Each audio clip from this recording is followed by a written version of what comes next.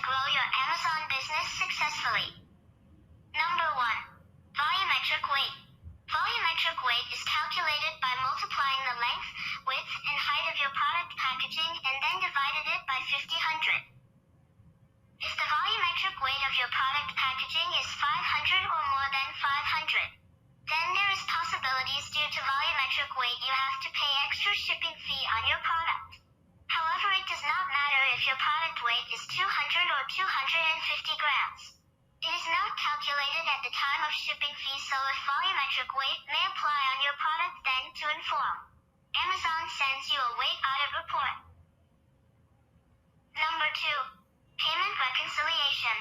Make a reconciliation report on your product to keep an eye on financial issues related to a particular product. I will try to make a detailed video to guide you on how to make reconciliation report. Number 3. Delay in dispatch.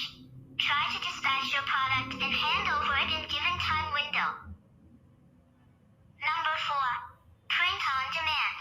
If you want to launch print on demand products, then go with prepared orders or self-ship, as self-ship has the lowest visibility.